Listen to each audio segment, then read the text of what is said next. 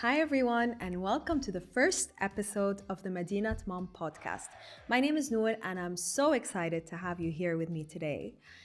This is the podcast where we get real about motherhood. And so, whether you're tuning in during your morning coffee or you're dropping the kids off and you have your AirPods on and you're listening in, I really hope you enjoy these episodes because they were made with a lot of love and a lot of heart by moms for moms. This is where we have honest, raw conversations about the realities of motherhood. We talk about the highs, the lows, and everything in between.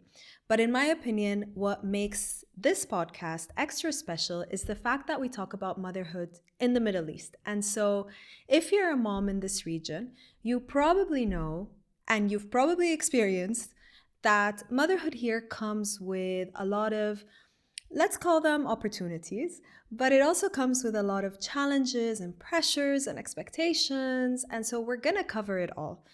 But also something that makes this region very special is the culture and the tradition that it has to bring and it has to offer. So we're going to be talking about culture and tradition across the Arab region. So make sure to stay tuned. But for today's episode is to tell you a little bit about the story behind Madinat Mom, how it started as a dream or a passion project, and how it became the Madinat Mom podcast. I'll also talk a little bit about my journey. Who am I? How I started working in the corporate world, and then how motherhood basically changed everything about me. And to end this episode, I'm going to leave you with 4 recommendations that were 4 major lessons for me I learned through my humble experience as a mom. And they really changed the way that I approach motherhood and the mother that I am. So I hope that they can help you as well and that they can benefit you. So yalla, let's dive in. For the first section, and by the way, just a heads up, I have my bullet points here because, well, I'm pregnant and I'm a mom. So my pregnancy brain and mom brain is just all over the place. But to talk a little bit about me, who am I? My name is Nour. I am from Lebanon and I'm a mom of a beautiful little girl and I'm pregnant with a baby boy. And before becoming a mom, I worked in the corporate world for a really long time. I think it was around 10 years or so.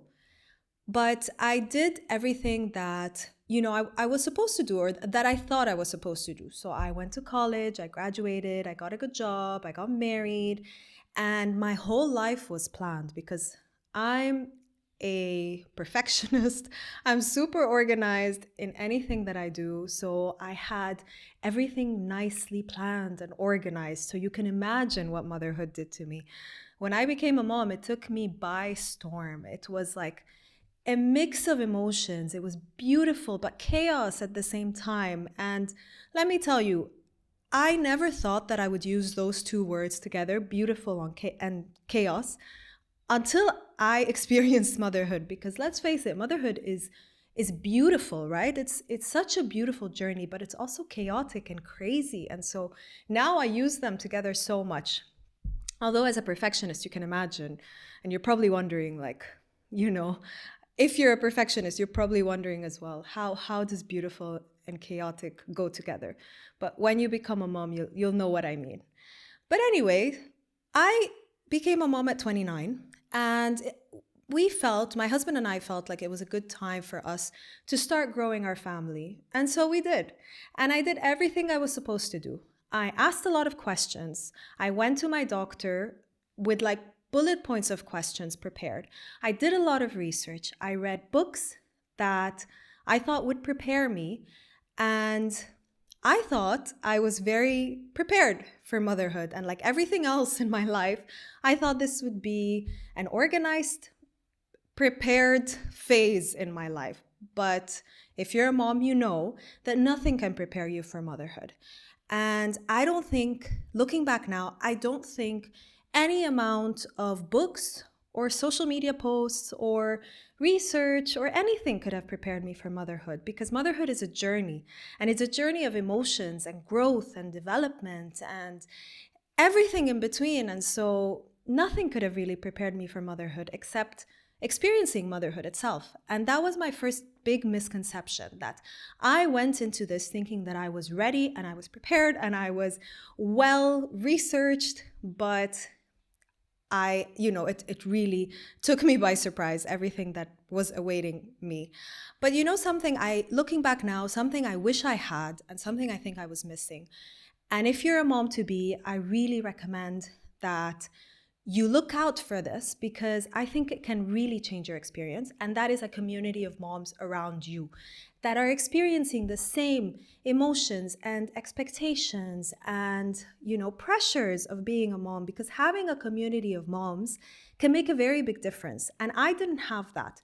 When I was pregnant, we were the first group, or the first couple in our group of friends, to be expecting a kid. And so everything I was experiencing, I sort of experienced on my own. And my sister had just had a daughter herself 6 months before I had my daughter.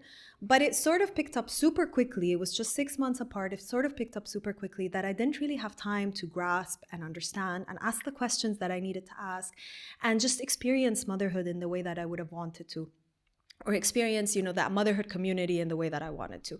But anyways, going back to when I found out I was pregnant. So it was planned, and I went out, I got that little, the P test. And let me tell you a fun story. Actually, the first time I took that, it was negative.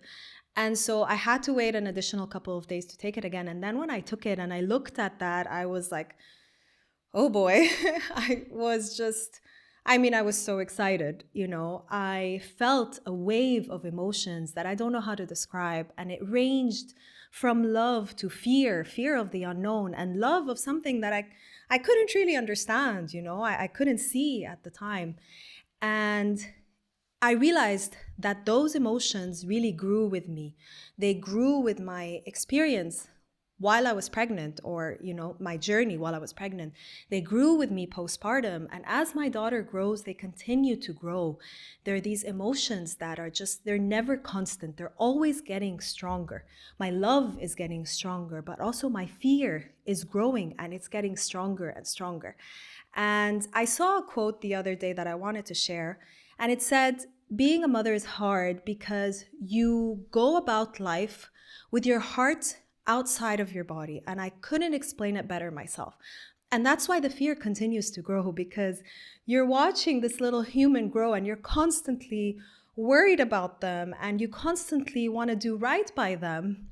And that's where mom guilt comes in. But let's leave that for another episode. And also, you are so in love with them, and you're just trying to figure out how you can continue to love this little person more and more each day.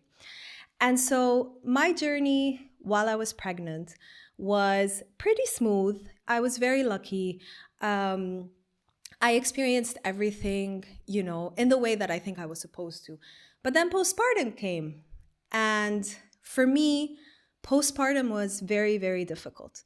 The first memory that I have of coming back home from the hospital was me jumping in the shower. And you can imagine, I had been in the hospital for 3 days. I had just given birth to my daughter, and I still hadn't really just stopped for a minute to understand what had happened. And all I wanted to do was to get home and have a nice warm bath. And as soon as I get in the shower, I'm pouring the shampoo on my hands, and I'm trying to, just breathe in, take a breath, right? And I think it was the first time that I was away from my daughter, because for the 3 days, we were actually staying in a hospital that keep the baby with you after you give birth to the baby. So my daughter was with me for 3 days. And then when we got home, I just wanted to shower again. I was pouring the shampoo on my hands. I'm about to put that shampoo on my hair, and I hear a knock on the door, and it was my sister telling me that the baby is crying and she probably needs to eat. And so very quickly, I wrapped up my shower. If you're a new mom, you probably know what I mean. Experienced moms are probably going to think like, that's okay, she could have waited a few minutes, But as a new mom, you're like, oh no, I need to wrap this up. I need to feed my daughter. So that's what I did. I wrapped up my shower and I ran outside to feed my daughter.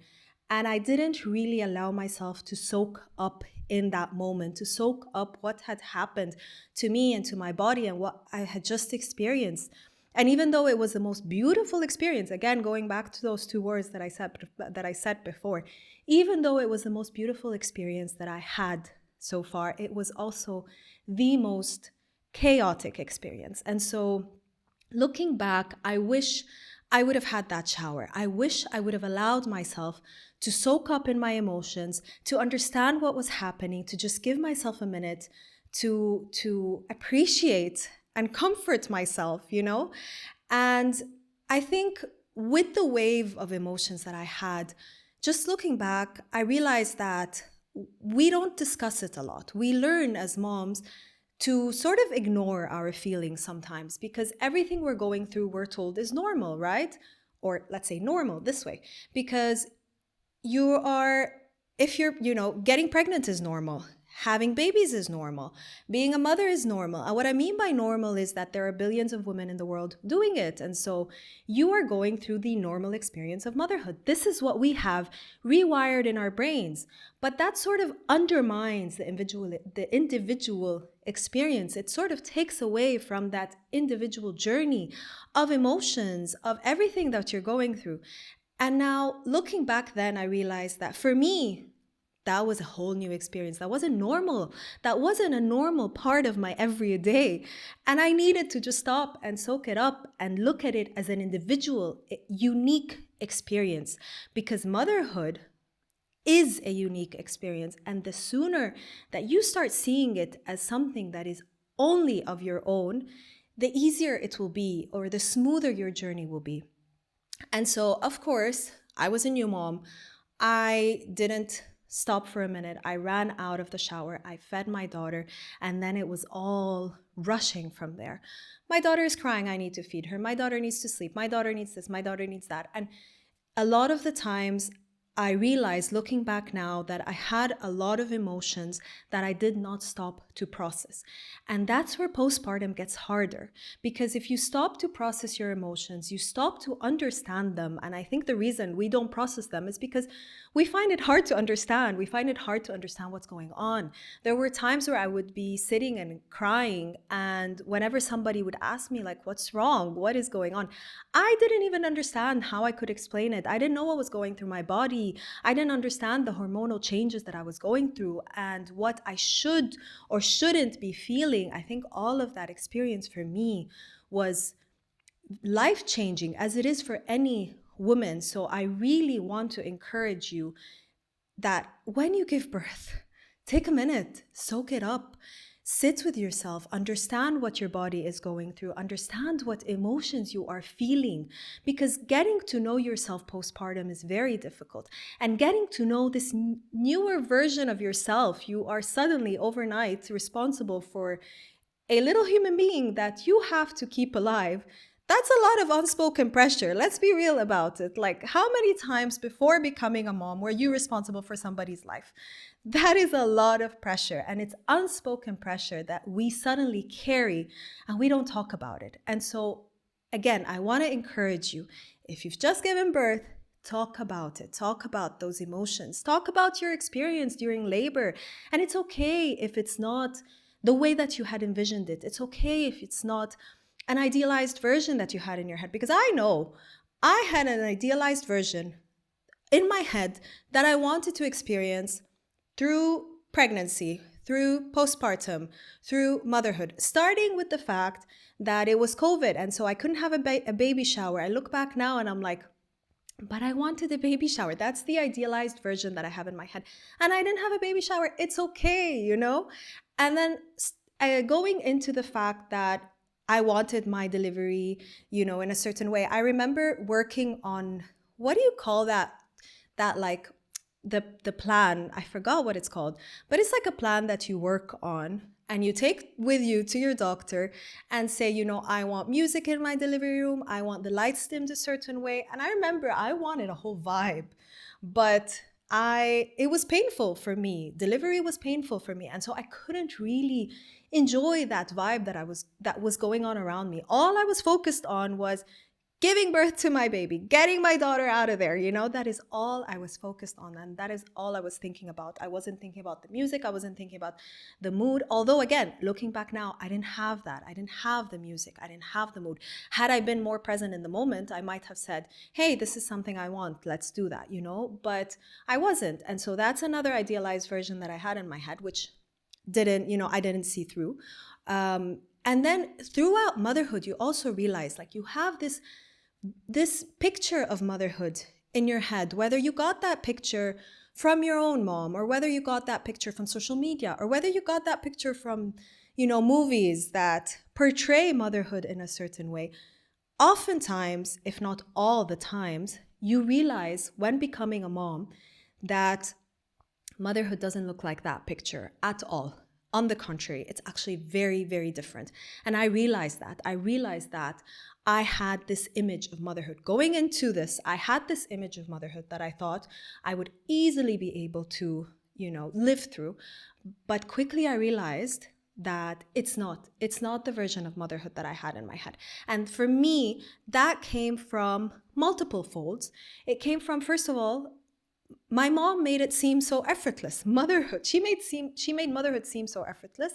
And so I picked up that idea that motherhood is effortless, but it's not, And then, of course, you scroll through social media and you see curated images of motherhood and an idealized version of motherhood. And then you think, okay, this shouldn't be too bad. But then again, you realize that it's not that way, right? There are only certain times of day where, for me, my house looks a certain way. There are only certain times of day where I'm dressed a certain way. Even my daughter is dressed a certain way. Like, I have a very difficult time dressing her for these beautiful pictures, And I have a difficult time sometimes dressing myself for these beautiful pictures. So again, this image that we have of motherhood is often not there.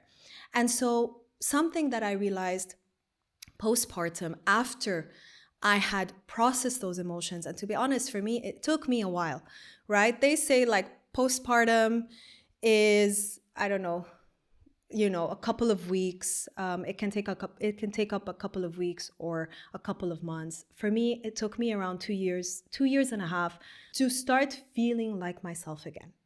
And here we are in a system that gives you, there's a lot of countries in the Middle East, by the way, that give you 45 days of maternity leave. Like, that is insane for me. My 45th day, I was still in the midst of postpartum and in the midst of those emotions. I was still trying to figure out how to be a mother. I was still trying to figure out what kind of a mother I am, what kind of a woman I am now that I am a mother. And so it really took me a lot of time. But now I want to encourage you not to be afraid of that time that it takes you. And it's okay if it takes you a year or 2 or 3, it's okay. It is a journey of self-discovery. It's a journey of growth. It's a journey of development. And it's a journey. That is the key word. It's a journey. It's not going to happen overnight. It took me 29 years to be comfortable with, who I am and to get to know myself. And I grew every year and I changed every year. And the same goes for motherhood. But for motherhood, somehow or for some reason, we're expected to just give birth and say, okay, well, I'm a mother now and I'm comfortable with who I am and I know what I'm doing. It's not the case. It's really not. So give yourself grace, give yourself love, process your emotions. Try to understand what is happening. Give yourself some time to get to know this newer version of you. Trust me, you're going to love it. Trust me, you're going to love this new version of yourself. Once you give yourself some time to get to know yourself, to process those emotions, you are learning how to be a mom, which brings me actually to another quote that I saw online that said, I think it went something like this, but when your baby is born, or when a baby is born, a mother is born as well. And that couldn't be more true. You are reborn as a newer version of yourself. You're still you. But your identity has changed. You went from, your identity has changed throughout. And now suddenly you're a mom, which is, again, beautiful identity to have, but very chaotic. So as I was saying, your identity changes overnight. And there usually is a time after you give birth where you stop and you think, oh boy, what just happened? And for me, it wasn't when my daughter was born, because at that time there was just so much going on, there was so much emotions, and it wasn't then when I stopped to myself and I was like, okay, what just happened? But it was actually the time I was in the shower, when I didn't finish my shower because somebody else needed me more. And even though I knew I needed that shower, I knew that it is what I needed at the time, I didn't do it because somebody else needed me more. And so motherhood is raw and it's intense and it's life altering. But somehow, going back to what we discussed before, which is, the idea that billions of women have done this before, somehow with this conception, the individual story gets lost in the noise. And so postpartum opened my eyes to a lot of gaps that mothers face in the world and in our region. The silent struggles, the hidden truths, the overwhelming expectations, and there are things that no one really talks about. And I quickly realized that while being a mom is the most rewarding job, it's also the most challenging, and it can be very lonely. And so I started thinking about a community of moms in our region. And that is how a passion project, a dream, a feeling, an emotion turned into Madinat Mom. So if you grew up in the Middle East, chances are you've heard the saying, البيت بيتك والولاد ولادنا, which represents the communal nature of raising kids. And it basically translates to the house is our house and the kids are our kids. Or you might have heard another saying from your own parents when you had your kids that says, ما في أغلى من الولد إلا ولد الولد. And that saying represents the bond that grandparents feel towards their grandchildren. And it translates to there is nothing more valuable to a parent than their kids other than their grandkids. But both these statements represent something very important, which is the idea that raising a kid is not the sole effort of a parent, but rather it's a family affair, it's a community affair, it takes a village, right? Going back to that saying, it takes a village. For me, growing up, I had my dad's aunt living right next door, my grandma a few blocks down. We had family Sundays every Sunday with our cousins and our aunts, and so it felt like it was a shared effort. Like everybody pitched in, raising the kids, talking about culture and value and traditions. But as the world, evolved, we've moved away from our household, from our homes, from our loved ones. And a lot of us have become expat moms. I moved away from Lebanon when I got married. And at the time, it felt like the right decision because we were moving for better opportunities, more security, and more stability for our future kids at that time. But being an expat mom comes with its own set of challenges, and it can be very hard and very lonely, especially when your kids are growing up away from that village that you grew up with and that you were so comfortable with. And so that's where the idea of Madinat Mom comes in. And Madinat, the word Madinat actually translates to city, which is that city that we all need as moms. It's a place where you can feel connected, heard, understood, and empowered. It's the village that we all need. So the idea behind the Madinat Mom podcast came from countless conversations that I've had with other moms. And I just realized how much we need a space to talk about motherhood, or what's real in motherhood, without judgment, without filters, and just with a whole lot of heart and a whole lot of love. And so this podcast is a way to amplify those conversations, to talk about inspiring stories from moms in the Arab region, but also to bring to light challenging topics like dealing with the in-laws, or like managing postpartum emotions in a society that doesn't always recognize how real they are. We cover it all. But for today, I'm going to end this episode with those 4 recommendations that I told you about. And if you're listening, if you're still listening in, you can email us at contact@madinatmom.com to get our Embracing Your Individuality guide for free. It is on our website now, and it talks more in depth about the 4 recommendations that I'm going to be giving you today.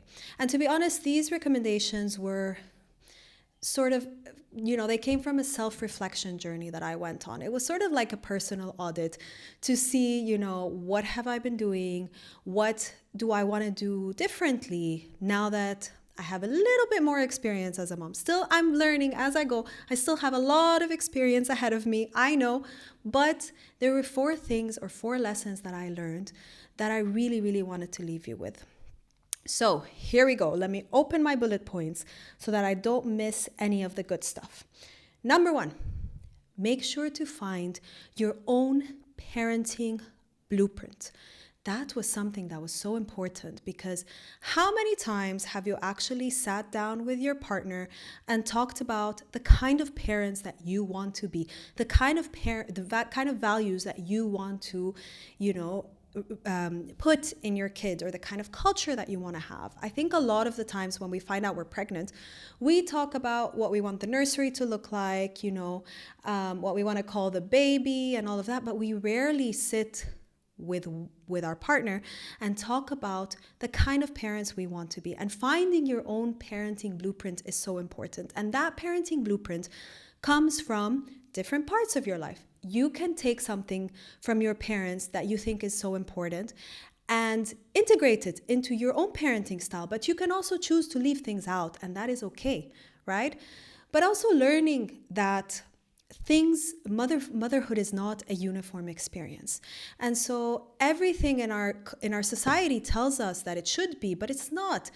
Understanding that it will take you your own time to lose your baby weight, or your babies might walk at different timings. They don't necessarily have to be following that little growth chart that we're always trying to look at, and we're always saying, okay, well, my baby's not walking yet. Is he okay?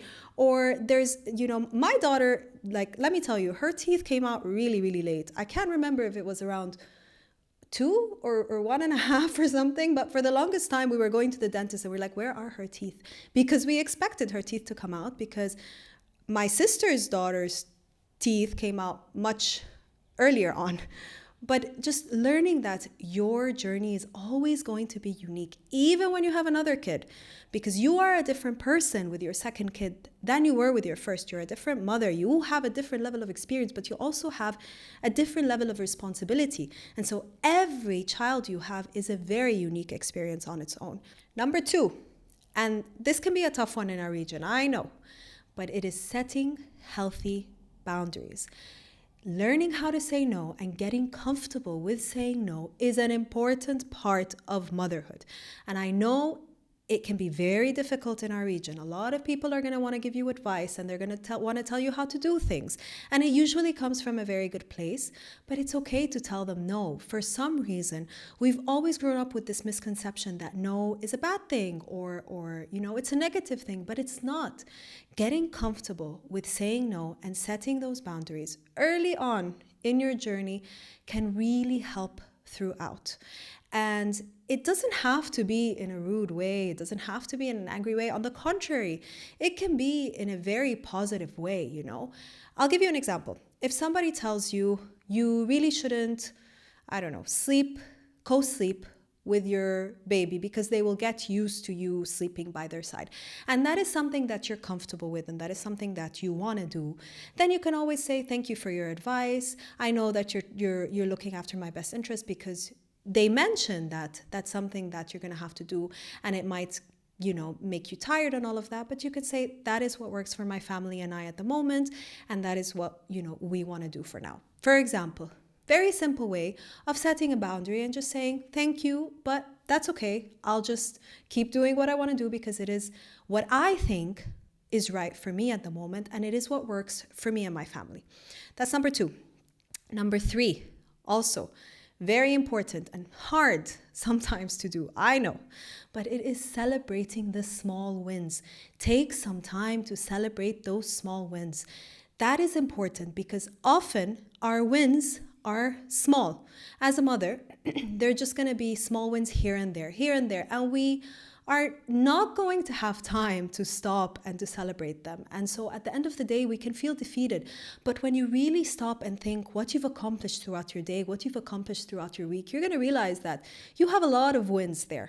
I'll give you a personal example. For me and my husband, we, for the longest time, tried to get my daughter out of that swaddle. And I think we were very late in getting her out of that swaddle. And when we finally did get her out of the swaddle, it took us like weeks. We started with the one hand out, and then maybe the two hands out, and then the body. And for the longest time, she would wake up, so we would swaddle her again. And we knew that we needed to get her out of that swaddle, because when they start rolling, it's not recommended to keep them in the swaddle. But anyway, when we finally got her out of the swaddle, we didn't even pause to think about it. We just continued with the rest of our days. But then by the end of the week, we were sitting together and we were like, you know what? This week, we actually accomplished something we've been trying to accomplish for weeks, which is get her out of that swaddle. It was a huge win, and we didn't even stop to celebrate it. So trust me, take some time to look at your week, see what you've accomplished, because trust me, when you pause to think about how your week has been, you're going to realize you've accomplished so much, and celebrate those small wins because they are very important. And then number 4, and something that I find very hard, is self-kindness. Practice self-kindness and compassion. I find that hard because I am my worst critic, and I know in general we are our worst critics. And so I always try to find something I did wrong, or something I could have done differently, or something I could have done better. But practicing self-kindness is so important because it rephrases the way you look at things, and it rephrases your mindset to see things in a positive light and to see your efforts in a positive light. And you know what we're going to do for this one? It is those affirmations that you've heard about from everybody, because affirmations can really, really help. And instead of saying, I did this wrong today, you can try something like, I did my best. And that will give you a different sense of relief because you did your best. And reframing that mindset to really believe that you did your best will take time, but it starts with one affirmation a day, and you can build it up and build it up. And I know there's a lot of pressure because you have a little human relying on you to live. That's the unspoken pressure we were talking about, the unspoken pressure of being a parent. But really practicing your affirmations and just giving yourself that same kindness that you give other people and other moms. I know for me, I'm very, positive when I talk to other moms. But then when it comes to talking to myself, I can be very, very critical. And actually, I'm going to leave you with one more example before I end this episode. But there was once my husband and I were sitting down and we were looking at pictures of my daughter. And then I say, she's so cute. I hope we're doing right by her. And he sits up and he was like, what do you mean? How could you even say, I hope I'm doing right by her? Like, you are the most amazing mom. You are doing the best you can. You do so much for her. He saw that. All my brain was going towards is, I hope I'm doing right by her, right? I wasn't being very kind to myself because I know how much I give her and I know how much I do for her. And so that is the last piece of advice or piece of recommendation that I want to leave you with, which is practice self-kindness and compassion. So I think that's it for today. I really hope you enjoyed today's episode. And if you enjoyed it and you want to be notified on our next episode, make sure to subscribe below and press the like button. And make sure to stay tuned for our upcoming exciting episodes. Again, let's build this Medina together.